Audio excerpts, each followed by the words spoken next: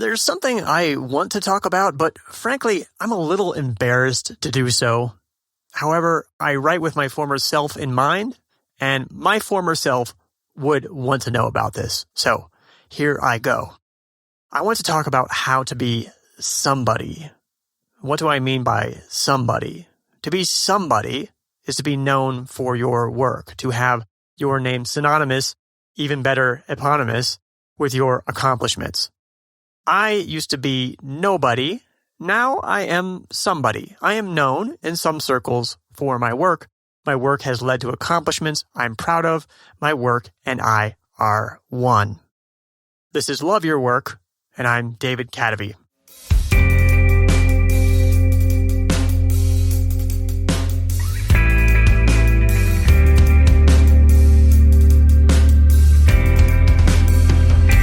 There have been many steps on my journey to becoming somebody, but if I had to pick one day, it was September 14th, 2011. That was the day my first book debuted in the top 20 on all of Amazon.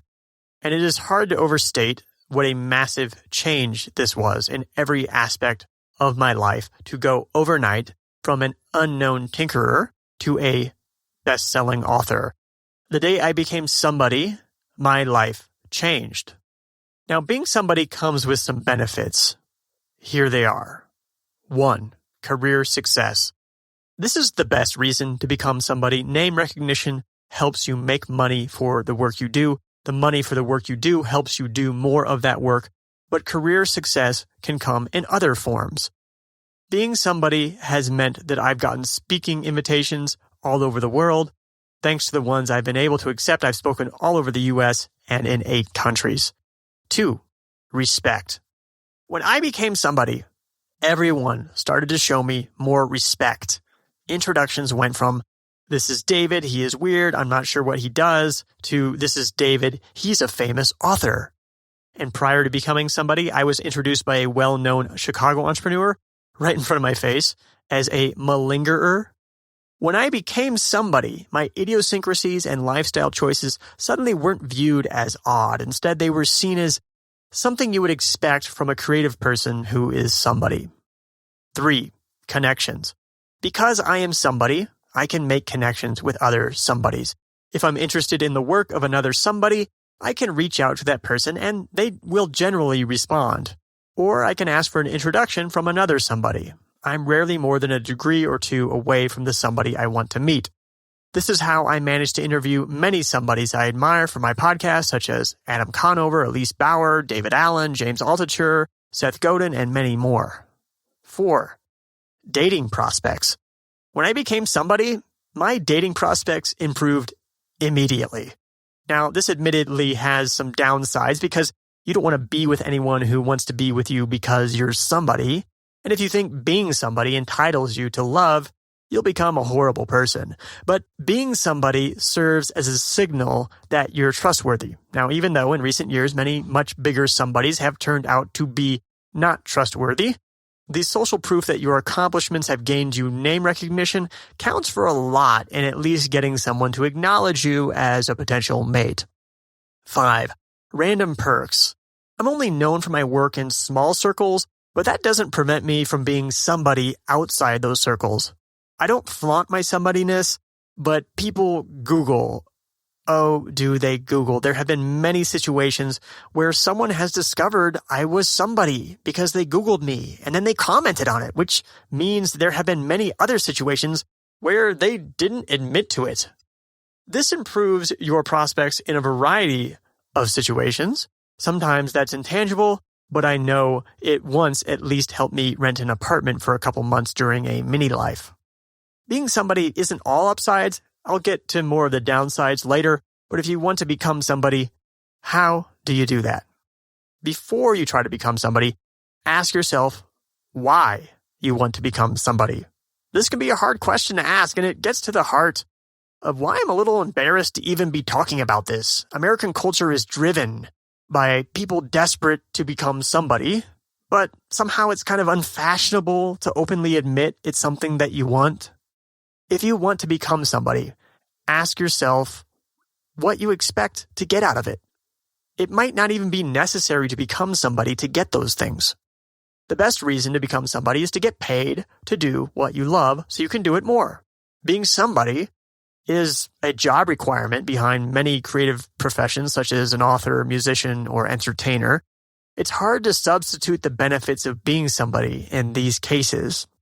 But if you want respect, or for various parts of life to become easier, there are other ways to get those things. For example, you can make connections with somebodies simply by being more outgoing and intentional. A dirty little secret about the benefits I mentioned earlier is that much of the value of becoming somebody doesn't come from being somebody in the eyes of other people.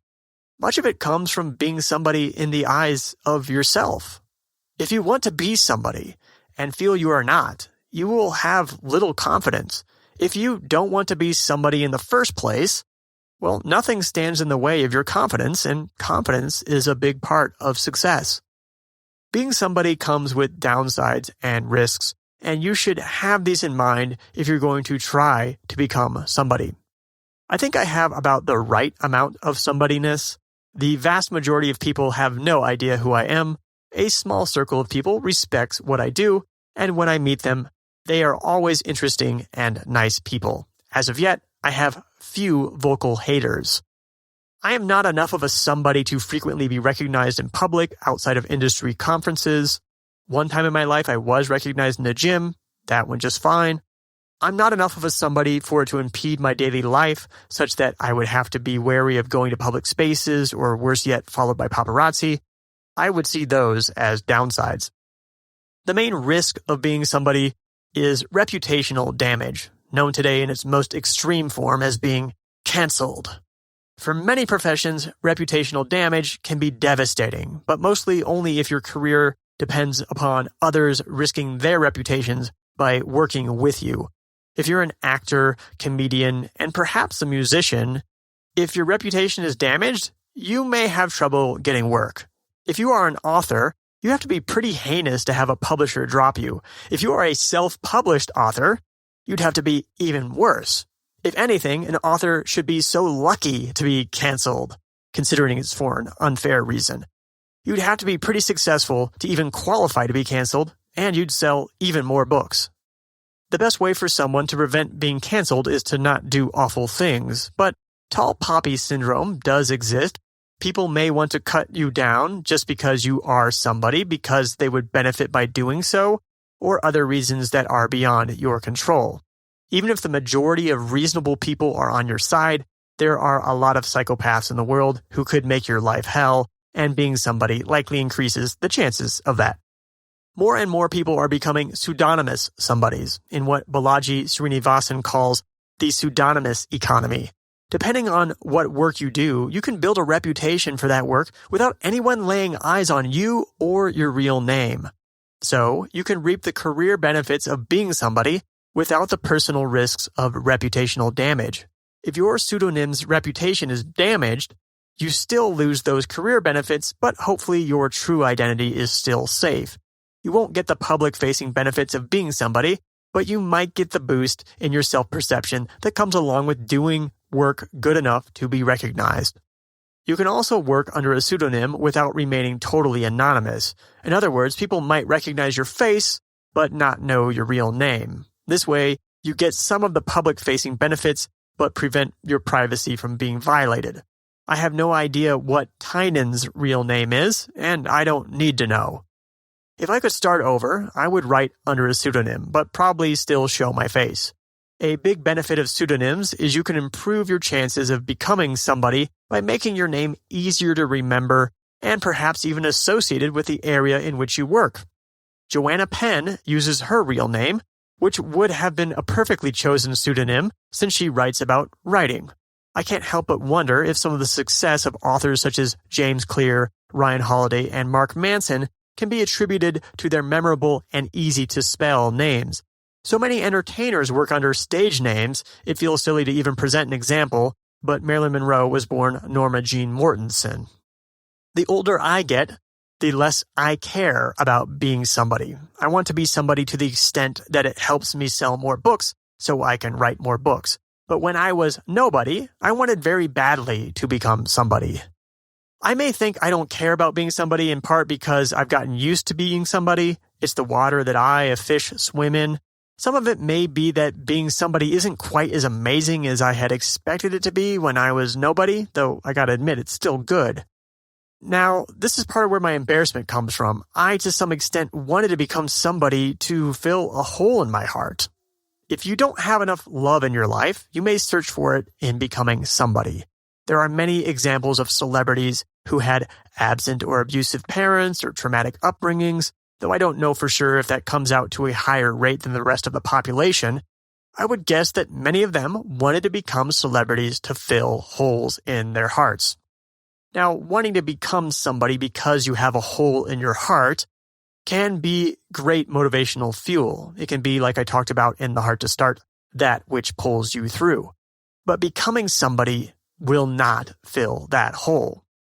I feel bad for celebrities I see who are constantly in the news, acting out in destructive ways. I hope they're just playing the there's no such thing as bad publicity game, but what I fear is happening to them is they wanted to become somebodies to fill holes in their hearts. They became somebodies, but still had those holes, and now they keep throwing everything and everyone in their abundant lives into those holes, which are really endless pits of despair. Go ahead and use the hole in your heart to motivate you, but once you achieve somebody status, you better figure out how to fill that hole, because becoming somebody won't do it. Better yet, get therapy and work on yourself while you achieve somebody status. Now, I hate to give people the wrong idea, but becoming somebody does at least help to fill the hole in your heart. It helps you skip levels on Maslow's hierarchy. By achieving self-actualization through your art, you're better equipped to backfill the lower levels of Maslow's hierarchy, such as a sense of belonging. It's a lot easier to feel like you belong in the world when people respect you more, and when the sacrifices you've made and the work you've put in for years on end lead to success and aren't what you fear they are, which is the desperate thrashings of a drowning lunatic. But that's as far as it goes. I feel bad for big celebrities because I think they've probably experienced what I call the somebody's cycle. I only lightly experienced this myself, but fortunately escaped being sucked in by the maelstrom, perhaps thankfully because I didn't become a big enough somebody to make that maelstrom too powerful to escape. But here is how the somebody cycle works. There's 12 steps. 1, you want to become somebody to fill a hole in your heart. 2, you work hard. Nobody recognizes your work for years on end. 3, you think to yourself, I'll show them, and you work even harder. 4, your hard work and luck leads to you becoming somebody. 5, suddenly you get more respect and people want to be near you. 6, people want to be near you in part because you have more respect for yourself, so you may interpret even normal behavior from others as a higher level of respect. 7, you think to yourself, where the hell were these people when I was nobody? 8, you get suspicious of people who want to be near you. They're only using you. 9, you become awful to be around. 10, the only people who still want to be around you are the ones who want to be around somebody. They don't actually respect you or your work. 11, your suspicions turn out to be true. The world is full of blood-sucking leeches who only want to use you. 12, repeat steps 8 to 11 until you die of a drug overdose. Sounds awful, right? I think it's still possible to become somebody and not get sucked in by the somebody cycle. Stick to the principles of becoming somebody.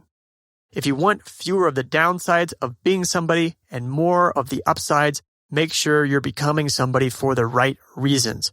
Here are 4 principles to follow on your quest to becoming somebody. 1, be curious and passionate. 2, do great work. 3, play the long game. 4, understand media. 1, be curious and passionate. By far, the greatest benefit of being somebody is you get paid to do what interests you and you get to do it more. But success can be a trap. If you become somebody doing something that interests you, the world will expect you to keep following that thing. But what made you successful might not have been your passion for that exact subject, but rather the process of discovery. My first book was about design. I quickly became known as the design guy. I stuck with that for a while, but became less and less interested in design. I've since embraced that what I'm actually curious about changes. The passion that actually drives me is the process of getting really curious about a subject and digging into it, then sharing what I've learned. I could still be juicing the design thing. I would not be happy. Keep asking yourself if you're truly curious about your work and whether you feel passionate about the process you're following. If not, change something. 2. Do great work. You can let your desire to become somebody drive you to work hard, but the ultimate goal must not be to become somebody, but rather to do great work. Somebodies are attracted to other people who are curious and passionate about what they do and who do good work. 3. Play the long game. John Bokenkamp, creator of NBC's The Blacklist, has been on this show on episode 93. How did I land him as a guest? When I was nobody, and John was less of a somebody than he is now, John emailed me out of the blue. He liked some design work I had posted online and wanted to know if he could use it. I did him a favor, and more than a decade later, he returned the favor by being on my podcast. In the meantime, he had created one of the biggest shows in primetime television. From the time we first met, we were both curious and passionate people trying to do good work. If you stick with being curious, passionate, and doing good work, you'll be surrounded by many future somebodies. Everyone else is looking for the closest sure win. Play the long game, and you'll become somebody. 4. Understand media. Naval Ravikant says there are 3 kinds of leverage. You can have lots of capital, you can manage labor, or you can be savvy with media. The books and articles we read, the social media channels we consume, and the videos we watch are just some of the media that shapes what we assume to be reality. This is easy to miss because media is the water that we, the fish, swim in. It's possible to get lucky and become somebody without understanding media, but it's a lot easier if you do understand media. Pay close attention to how the somebodies you admire use media to increase their exposure and shape how others see them. I've written summaries of a few classic media theory books that I've shared on this podcast: The Image, Amusing Ourselves to Death, and the best book for understanding media, Marcia McLuhan's Understanding Media. I feel much better now having shared that. I did risk reputational damage by coming off as self-obsessed, but I think my former self would have appreciated listening to this podcast. If you feel you have something to offer the world and would like to be recognized for it, go forth and become somebody. But remember to make it about enjoying the process and doing work you can be proud of. Thank you to my newest Patreon supporters, Wayne Paniello and Umesh. Love Your Work is brought to you exclusively by our Patreon supporters, including top supporters Jeffrey Mason, Bob Rosen, and Pravin Shaker. The theme music for Love Your Work is At Sea by Dorena from the album About Everything and More, by arrangement with Deep Elm Records at deepelm.com. Love Your Work is a production of Cataby Inc.